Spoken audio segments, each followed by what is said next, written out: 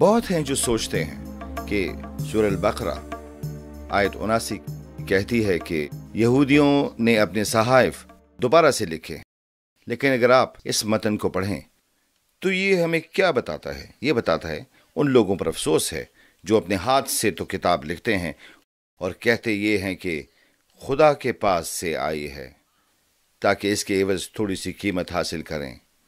उन पर अफसोस है इसलिए कि अपने हाथ से लिखते हैं, और उन पर अफसोस जो इसके एवज कीमत हासिल करें। यहां बात दोबारा लिखने की नहीं है। ये मतन बात नहीं करता पहली बात दोबारा लिखने की। ये सादा अंदाज में किसी चीज के लिखे जाने की बात करता है और फिर उसे उसके बराबर में पेश करने की बात करता है जो पहले ही जाहिर हो चुकी है। दूसरी बात यह है कि यहां तहरीफ का जिक्र नहीं हो रहा।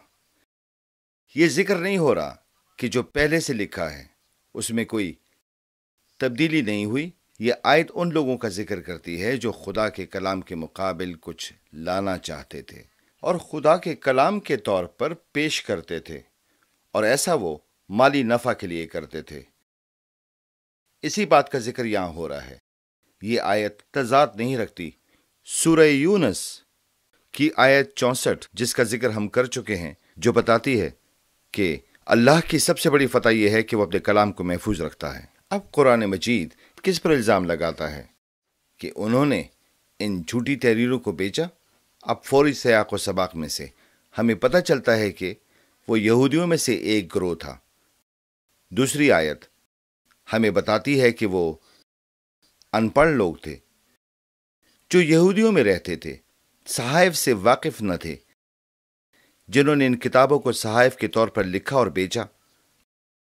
अब जरा इस बारे में सोचें।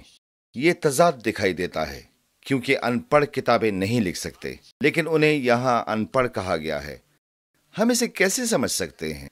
अब अरबी लफ्ज जिसका तर्जमा अनपढ़ किया गया है वो है उम्मीयून, और इब्ने अब्बास रजी अल्लाह तआला अन्हु और दूसरे उलमा के नजदीक इसका मतलब ये भी है गैर कौम, क्योंकि बुत परस्त अरब ना तो यहूदी थे और ना ही मसीही। चूंकि इन झूठे सहाइफ के मुसन्निफीन वाज़े तौर पर अनपढ़ बयान किए गए हैं, तो हम सोचने पर मजबूर हो जाते हैं कि ये गिरोह गैर कौम या गैर यहूदी गिरोह था जो यहूदियों के नजदीक रहते थे मगर यहूदी ना थे। यकीनन तारीख हमें बताती है कि ऐसे बहुत से अरब गैर यहूदी शायरों ने झूठे मुकाशफात तहरीर किए सिर्फ जाती फायदे के लिए।